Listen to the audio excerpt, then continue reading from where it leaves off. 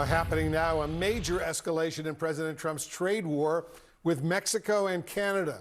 A new order from the White House effectively doubling tariffs on steel and aluminum imports to a whopping 50%. I want to discuss this and more with the Premier of Ontario, Doug Ford. Premier, thank you so much for joining us. President Trump, as you know, says these new tariffs were necessary to protect U.S. industries and U.S. national security. What's your response? Well, first of all, thanks for having me on. It's doing the total opposite. It's a $4 billion tax on American products that have steel in them. We know that the cost of any product with steel in them in the U.S. has gone up 16%. We ship in approximately $30 billion of steel from the U.S. We're going to onshore as much as we can. We have great steel manufacturers in Ontario and across the country, like steel beams that build buildings, rebar, all those items. We're going to onshore it and start producing it ourselves. So that's going to cost not only the $4 billion, it's going to cost $30 billion of business, which is equal to tens of thousands of steel workers' jobs. And what I recommend, why don't we have a goal together and say we're going to produce more steel with America and Canada, and we're going to create 250,000 new steel jobs. That's what we need to do rather than penalize Canada. And then look at China. They're shipping in cheap steel, slapping made in Mexico stickers on, or other countries, and shipping it into the US and Canada and costing American and Canadian jobs. So you're putting forward a serious proposal, but how do you think the Canadian government should respond? Well, I've highly recommended to the Prime Minister directly that we slap another 25% on top of our tariffs to equal President Trump's tariffs on our steel. You know, he has to start looking around the world at China and other locations that are taking Chinese steel and really stop the flow of steel. That's the problem. Canada is not the problem. Again, we purchase 30 billion with a B of steel off the U.S., and that's going to come to an end real quick. I know you said yesterday, Premier, that a trade deal between the U.S. and Canada is, quote, in your words, very close. How much do you see these new tariffs complicating these ongoing negotiations?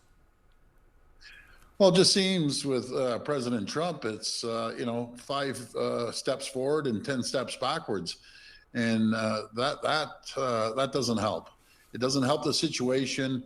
Again, it's going to add $4 billion tax, I call it, on the backs of Americans. They're going to pay a lot more for any products with steel in them, and that's unacceptable. It's working against his philosophy, and it's unfortunate that he's taking this route against Canada. There's a new acronym, you may have heard it, that's being used by some investors and Democrats here in the U.S. to describe the president's on-again, off-again tariff policies. That word TACO, T-A-C-O, which stands for Trump always chickens out. Do you think it's likely that President Trump will back down once again once we start to see the impact of these tariffs on the markets and on the cost of products? I'm just hoping, for the sake of the American people, that I wouldn't say chickens out. I would just say let's come to our senses and start working together. We're so much stronger together. I propose the AMCAN Fortress, American Canadian Fortress, put a ring around it, and would all be more prosperous and safer and wealthier. That's what we need to do. We need to focus on that, opposed to constantly attacking. And we're the strongest ally, number one customer, as the U.S. is our number one customer. And I'm just dumbfounded the approach he's taking. He's lumping us in with every other country in the world, and that's unfortunate that he's taking that avenue. Yeah, good point. Pamela has a quick question for you as well. Premier. Yeah, because we're seeing some reaction from industry groups and steel companies today to President Trump's increase of 50% on steel, and they are applauding this. You know, they're saying, look, this is going to help American steel workers and producers. They are happy about this move. So what do you say to them and to Americans who are applauding this and say that this is good for American workers? Well, it might sound good, but they can't see the forest beyond the trees.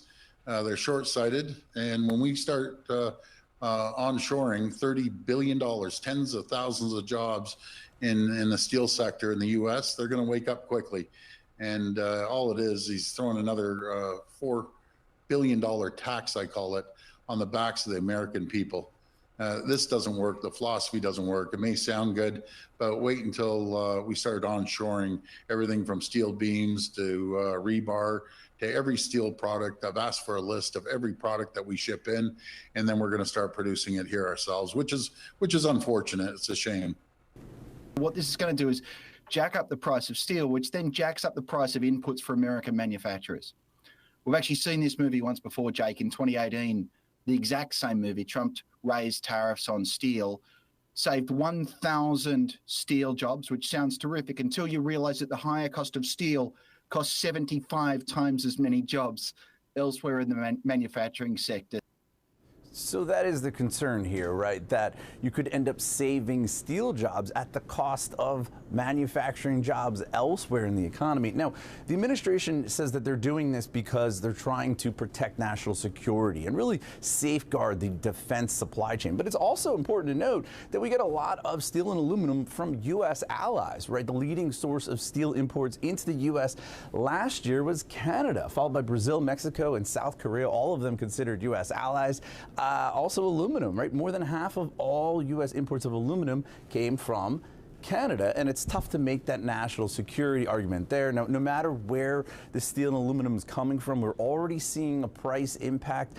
The producer price index, this is wholesale inflation, showed that steel prices soared by 6% between March and April alone. This is a very significant increase, especially when you consider the fact that overall inflation was actually declining between March and April. So this is some early evidence of tariff-driven price increases. Ultimately, when does this really hit consumers and by how much? I think that remains up for debate, but it's far easier to see how this could increase costs than lower them. Look, my wife and I have 5 kids. We often say to our kids, bad decisions equal bad consequences. The decision to get into a trade war when there wasn't one before was a bad decision. And the consequence has been that today, I think the effective tariff rate is 22%. That even though we're not at 145%, Americans are paying somewhere between 10 and 22% more than they paid when Donald Trump went into office. So just think about going to the store and getting a loaf of bread, you know, or buying chips or buying food for your family, and you're paying a 10% tax or a 22% tax on that. Everything is going up. It's not going down. And Donald Trump ran for office and said that his primary mission for running was to lower costs for working folks. And all he has done since he's been in office, besides mess everything up, is to raise prices, cut health care, make it harder for folks to live. And I just think it's not going to end well, besides the fact that they don't even have a deal yet, other than the one out of the 99 that they said they were going to have. So they're not even good at being bad at this point in time. Tim, I know we're in a news cycle that blurs by us, right, and just so distorts so many things. But can we just freeze frame on Mr. Lutnick for a second? Because it's just an interesting window into how Trump has no standards. Trump ran the first time. Part of the appeal was he would bring in the best people. When you saw Mattis, you were like, oh, okay, maybe some of these people are really going to save us from whatever Trump doesn't know. Not what he did this time. Mr. Lutnick talked about, he's one of the richest people to ever serve in a cabinet, talked about his mother-in-law missing a Social Security check and being one of those good people who would never complain about it.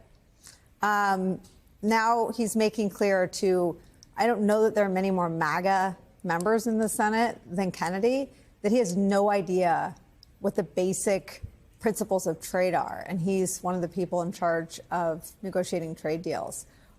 In normal times, what sort of response should that elicit? Yeah, it's good to sit on Lutnick because he is the most incompetent member of the cabinet in what is a pretty competitive category, and he's doing it by a wide margin. And and even people inside the Trump administration will say that. So that's not even those of us who are Trump opponents who are saying it. They were pointing fingers at Lutnick all the way back in February in blind quotes and Politico and other news outlets like that. So he does not know what he's doing. But I think it's important that exchange was very revealing between him and Kennedy in another way that I just want to tease out, because we're looking at two kind of different types of dumb there. Like Lutnick doesn't know what he's talking about when it comes to tariffs. So making him the point man for it just because he was willing to suck up to Trump the hardest was a really dumb decision. And he's advancing very dumb policy, which is these tariffs, like you've mentioned, which there's plenty of historical record to show how it will damage the economy. But Kennedy there, who is trying, as I think Mitch pointed out, to nudge him the direction to a smarter policy, was revealing a kind of lack of savvy himself. Because John Kennedy doesn't seem to understand the policies that the candidate that he supported was going to implement. Because this idea, this pretense, like he seems to have convinced himself of this lie that some Republicans told Wall Street Journal voters in order to get them to vote for Trump, that like Trump has a desire to lower trade barriers and to lower tariffs, and that's the point of this, to get to some great deal at the end. But that's not the plan. Anybody that listens to Donald Trump knows that's not the plan. And John Kennedy has been whole hog signed up on the Donald Trump bandwagon, pushing him and promoting him and trying to get him elected so that he could implement this tariff policy that John Kennedy knows is terrible. So to me, like that's a different kind of stupid, but it's stupid in its own right. You can see that Canada is fighting back against Trump today as he makes yet another boneheaded move. But I do want to exercise some caution. And I'm aiming this to Americans that, are cheering on Canada, but also people that support the Liberal and Conservative parties, whether you support Carney or Ford. And I know there are some people who voted for both of those guys. They voted for Ford and then Carney. That's how it works when both parties did so well in Ontario. There were some people that voted for both. They are, in some cases, opposing Trump, but they need to do more. And one worry I have is that they are trying to challenge Trump by passing policies similar to Trump's. Policies that ignore the environment. Policies that ignore the needs of Indigenous people, of Native Americans, of Native Canadians. Policies that take a shot at civil liberties. You saw it today, the Carney government sounding very Trump-like, wants to be able to make the police open up your mail and force your internet companies to give up your IP address. You do not fight Trump by becoming Trump. And that is a lesson for liberals and conservatives, not the NDP, because the NDP is opposing these moves by Carney and Ford that are Trump-like. But this is a lesson for liberals and conservatives in Canada. And it's also a lesson for Democrats in the United States. You don't beat Trump by becoming Trump. You beat Trump by opposing his insane moves. And you also beat Trump by focusing on the needs of the working class. So you stand up for civil liberty, you stand up for human decency, and you stand up for Medicare, Medicaid, and Social Security. And if you do that, you will win in the midterms and have a great shot in 2028. But if you just try to beat Trump, well, then Trump wins either way.